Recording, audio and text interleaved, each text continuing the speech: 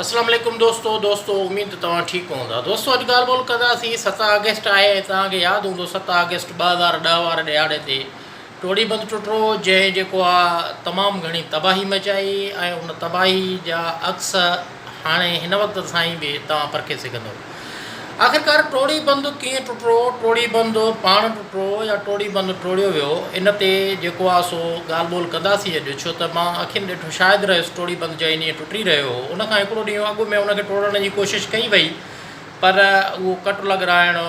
ॻोठु जेको हुयो सो उहो उन ॻोठ वासियुनि जेको आहे सो उहो कट लॻाइणु न ॾिनो।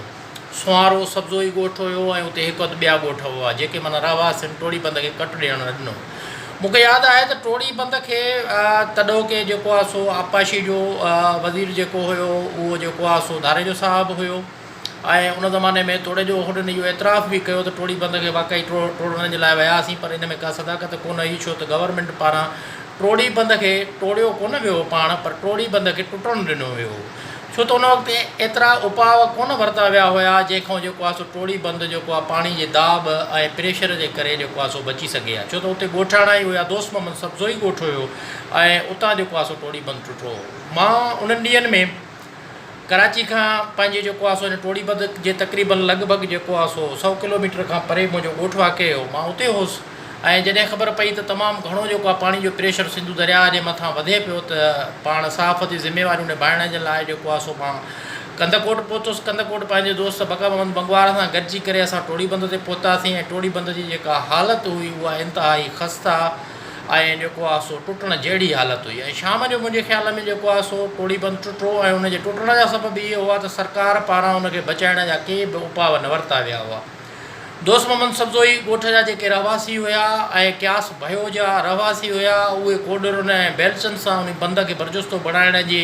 कोशिश उन में रुधल ज़रूरु नज़र आया हुआ, बाक़ी सरकार जे पारां कुझु बि न कयो वियो हो, जंहिंजे करे टोड़ी बंदि टुटो हुयो। ऐं उनखां पोइ तव्हांखे मज़े जी मां ॻाल्हि ॿुधायां त हिकिड़ो त असां वटि टोड़ी बंदि टुटी पियो, पर टोड़ी बंदि खे बि जेकॾहिं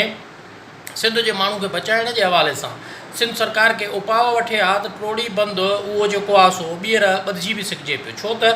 ठीकु उनखां ॿिए ॾियारे ते पंजाब साइड ते भुग बचाव बंदि टुटो, जिते मां पंहिंजे सिंध TV न्यूज़ जे रिपोर्टर बालाज दश्ती सां गॾु वञी असां हुते पहुतासीं भुग बचाव बंदि ते। ऐं भुग बचाव बंदि खे 250 फुटनि जा 300 फुटनि जा 2-3 घारा लॻा हुआ, जेके पंजाब ॾे वेंदड़ पाणी खे रोकण जे लाइ बि सिंध जे आपाशी जे खाते जा जेके हुआ उहे मुलाज़िम हुआ, उहे इंजीनियर हुआ, जन उन बंदि खे बंदि करे उनखे बरजुस्तो बणायो, पर टोड़ी बंदि खे उहो बरजुस्ताइप उन में कोन ॾिनी वई। तंहिं करे अॼु जेतोणीकि माना हेॾा साल गुज़री विया आहिनि, छो त 7 अगस्त 2010 जे हवाले सां ऐं अॼु 2021 थो हले पियो। 2021 जो अगस्त महीनो साॻी 7 तारीख़ आहे ऐं जेको आहे सो हिन वक़्त ताईं जेके उन में जेके ज़िमेदार सम्झा पई विया, जेके कामोरा हुआ, जिन जेको आहे सो उपाउ न वरिता विया हुआ,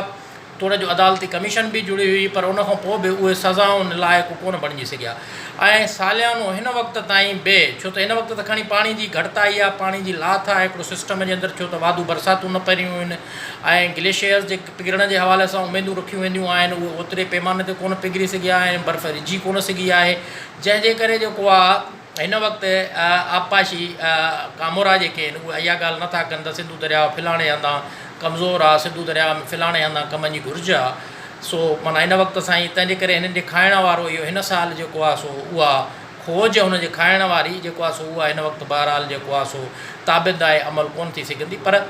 सो वरी बि मां आख़िर में इहो चवंदुसि 7 अगस्त आहे, अॼु टोड़ी बंदि टुटण या न सिंध जे लाइ जेका मुआशी तौर ते तबाही वारो जेको आहे सो इहे माना टोड़ी बंदि टुटण वारो 7 अगस्त साबित थियो हुयो, उन ते पाण ॻाल्हाइण लाइ हाज़ुर थिया आहियूं। त मां इहो चवंदुसि त टोड़ी बंदि जेतोणीकि सरकार पाण न टोड़ियो,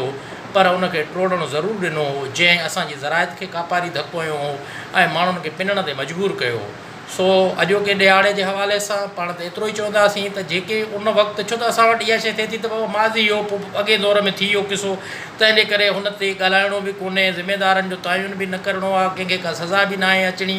तंहिंजे करे हीअ ॿीहर वरी रिकॉर्ड खोलणु खपनि ऐं जेके तन ॾींहंनि में ज़िमेदार माण्हू हुआ, ज़िमेदार जेके फ़र्द हुआ, उन्हनि खे कानून जे कटड़े में आणणु खपे, पुछाणो करणु खपे त आख़िरकार सिंध खे तव्हां हिन टोड़ी बंदि जे तवसुत सां छो ॿोड़ियो ऐं ॿोड़णु ॾिनो। दोस्तो उमेद त तव्हांखे मुंहिंजूं ॻाल्हियूं पसंदि आयूं हूंदियूं, मुंहिंजो चैनल पसंदि ईंदो हूंदव, ऐं जेकॾहिं तव्हांखे पसंदि अचे थो त सब्सक्राइब वारे बटण ऐं बेल आइकन के हिकु भेरो क्लिक ज़रूरु कजो ऐं पंहिंजी दुआउनि में यादि रखिजो। मोकिलाणी न आहे। साथ सलामत सिंध सलामत।